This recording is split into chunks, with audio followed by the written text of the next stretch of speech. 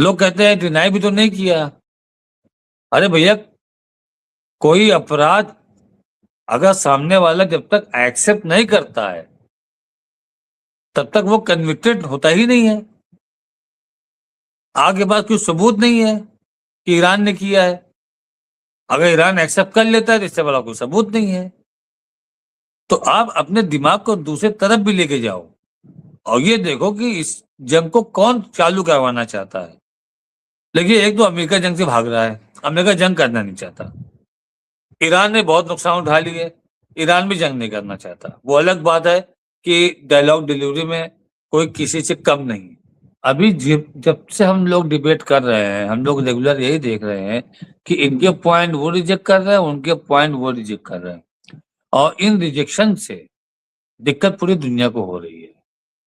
और ये पूरी दुनिया के लोग इस चीज को लेके अमेरिका पर प्रेशर नहीं बना रहे हैं कि आप कम से कम ईरान के साथ बैठ करके बात करो। आपने 14 पॉइंट पता नहीं बताया कि नहीं बताए, ईरान ने क्या 14 पॉइंट के ऊपर अपनी बात रखी है, हम शायद सुन नहीं पाए उसको। 30 दिन के अंदर सभी विवादों का समाधान। अभी जहां तक बात यूएई की है, तो देखिए, यूएई और बहरीन ने खुल के बोल दिया है कि हम अमेरिका और इजराइल के अलाई हैं और रहेंगे, हम उनके प्रॉक्सी हैं और रहेंगे। तो अब यहाँ पर ए फॉरवर्ड की कोई बात नहीं है।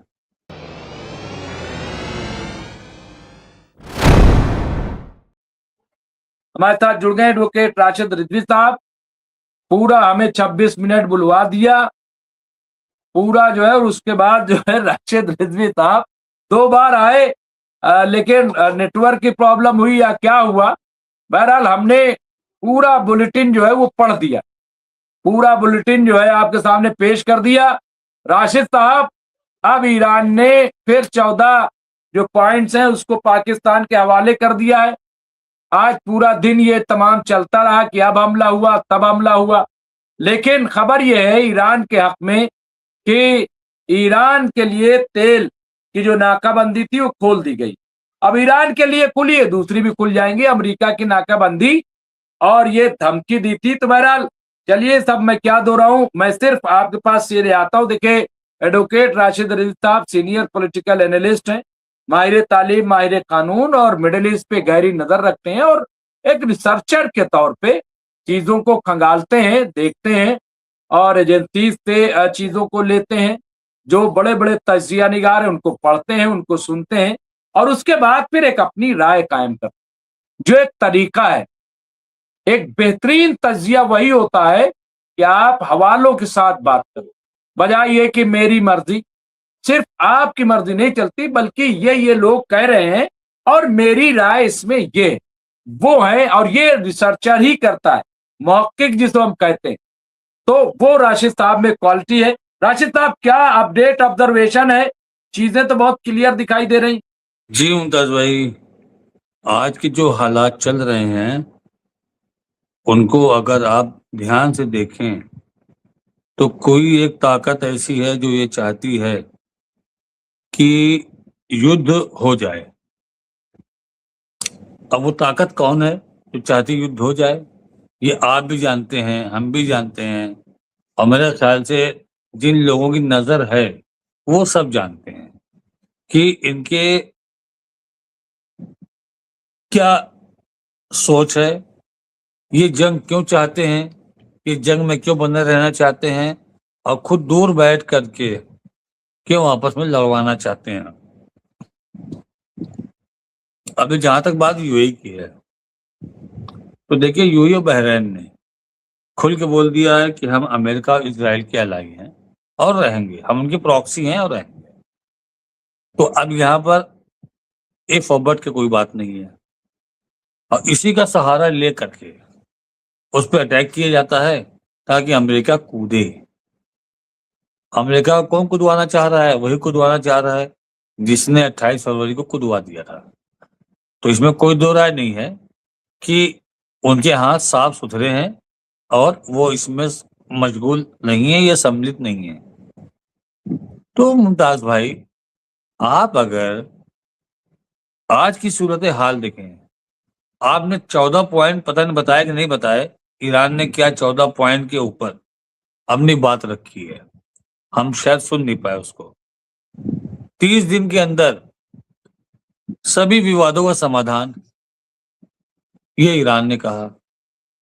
भविष्य में यूएस इजराइल की तरफ से ईरान पर हमला न करने की गारंटी। ये सब पुराने पॉइंट है, कोई नया नहीं है।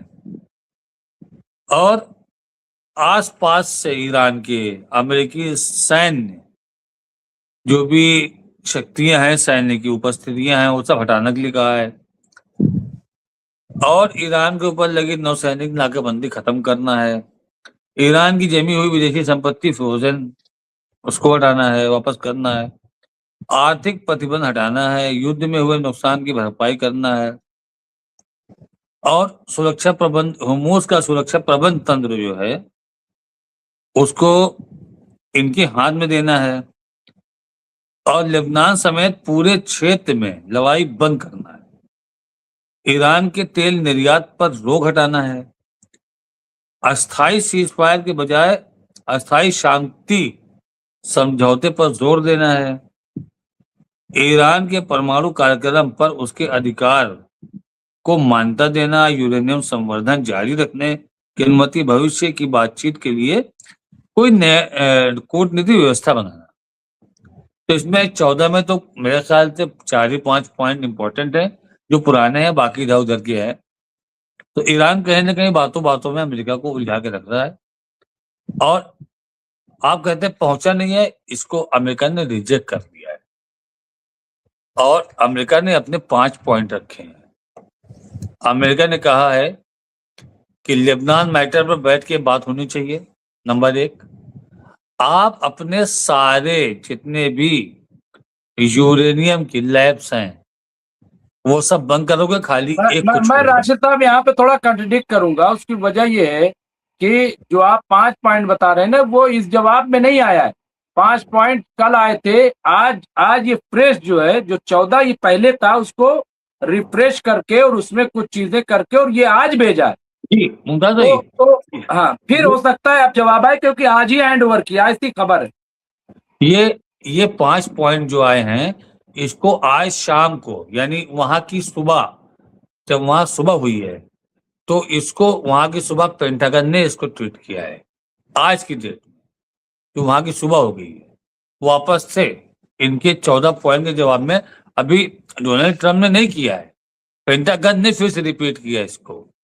और वो यही कहा इनसे कि आपको हम 1 रुपया भी हर्जाने का नहीं देंगे जो आपका नुकसान हुआ है। साफ साफ उसने इनकार कर दिया कि मैं हर्जाना कुछ नहीं दूंगा आपको। आपको अपनी लैब जो है एक चालू रखनी, बाकी सब बंद करनी है।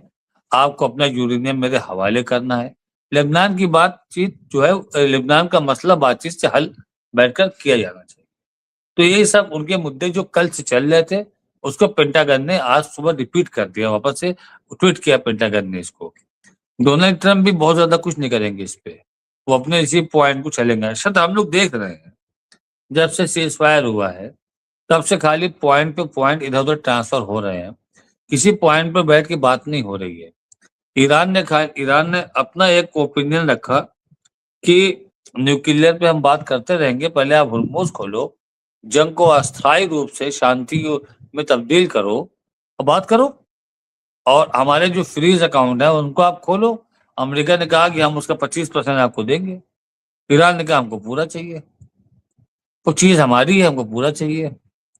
तो अभी जब से हम लोग डिबेट कर रहे हैं, हम लोग रेगुलर यही देख रहे हैं कि इनके पॉइंट वो रिजेक्ट कर रहे हैं, उनके पॉइंट वो रिजेक्ट कर रहे हैं। और इन रिजेक्शन से दिक्कत पूरी दुनिया को हो रही है। और ये पूरी दुनिया के लोग इस चीज को लेके अमेरिका पर प्रेशर नहीं बना रहे हैं कि आप कम से कम ईरान के साथ बैठ करके बात करो। आप अपने डेलीगेशन ईरान भेज दो। अमेरिका अपना डेलीगेशन ईरान क्यों नहीं भेज रहा है? भेज दे ईरान कि ठीक है हम आपकी जमीन पे आके बात कर रहे हैं। ऐसा तो नहीं कि ईरान भगा देगा उनको।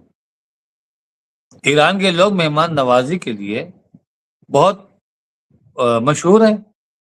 तो ठीक है भाई, थोड़ी मेहमान नवाजी इनकी भी कर दो, कुछ पॉइंट इनके एक्सेप्ट करो, कुछ अपने एक्सेप्ट करवाओ उनको, और एक अस्थायी समाधान निकालो। दुनिया परेशान है, खाली भारत परेशान नहीं है, आपका ताइवान से लेके वियतनाम तक सब परेशान है, जापान भी परेशान है, बांग्लादेश श्रीलंका भी परेशान है, सब परेशान है।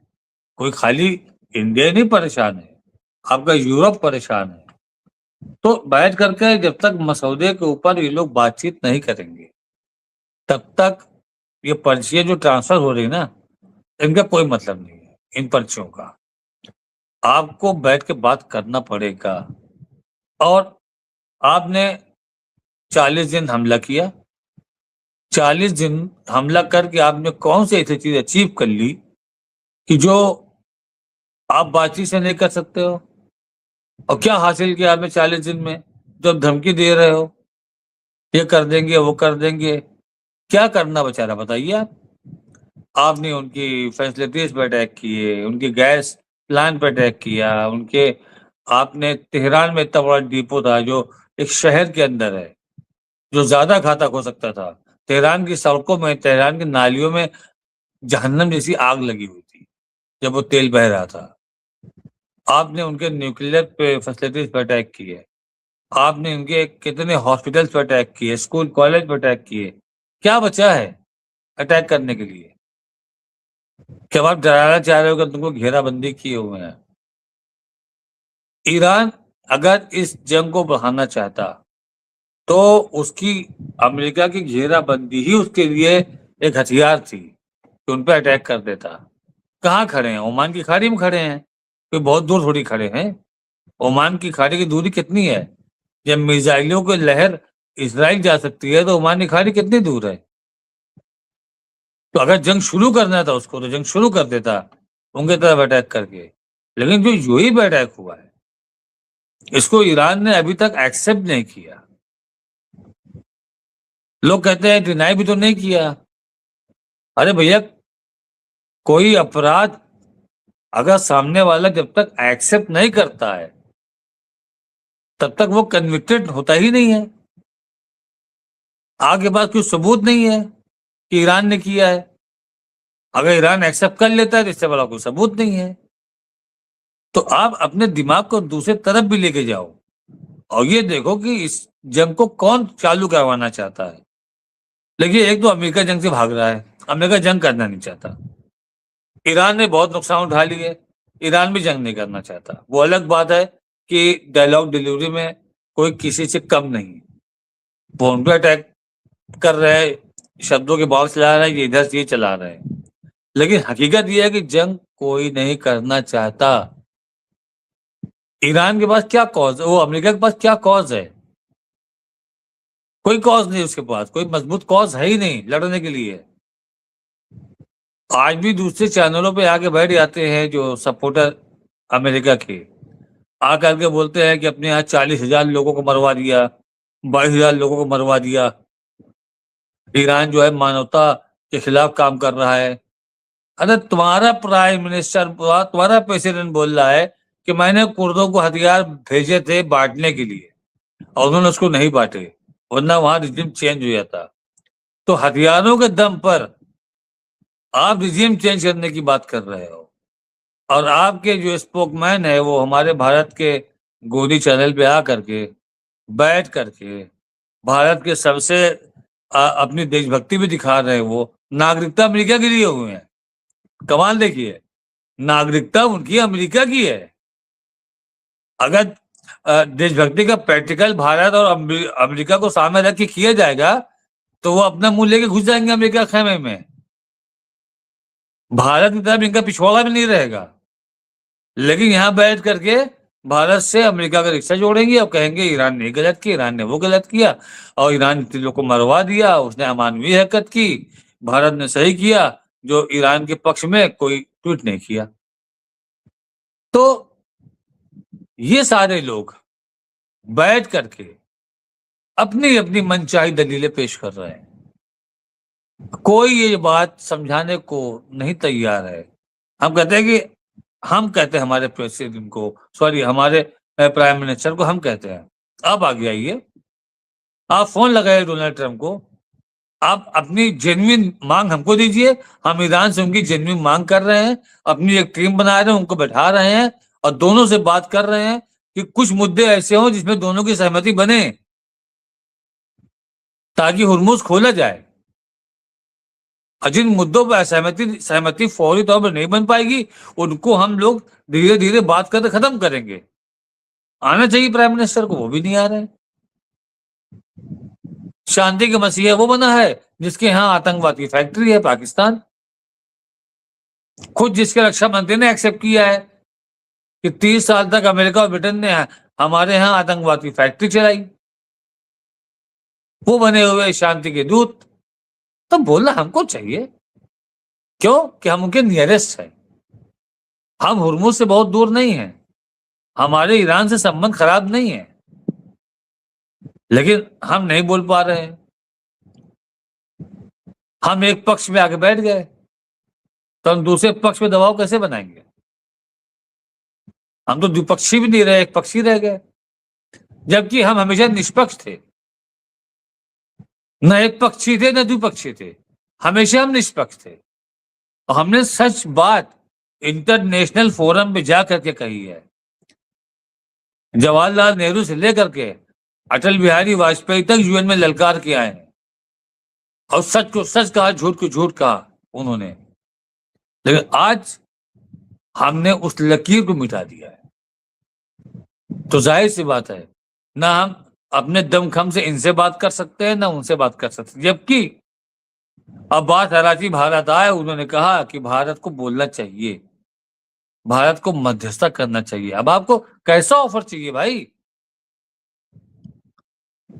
क्या फिजिशियन भारत आकर के लिख करके आपको दें, लेटर बना के दें? क्या हम आपको अथॉरिटी देते हैं? वहां के विदेश मंत्री आके बोल रहा है कि भारत को मध्यस्थता करनी चाहिए। इतना ही बहुत था आपको ट्रंप को फोन लगाने के लिए कि देखिए ईरान चाहता है ऐसा ऐसा है, आप बताइए क्या चाहते हैं, और अपने पॉइंट आप दिए जो जेन्युइन हो। अगर आप जंग से बाहर जाना चाहते हैं तो हम आपको बाइज्जत जंग से बाहर भी निकलवा सकते हैं, लेकिन आप बोलो तो कुछ।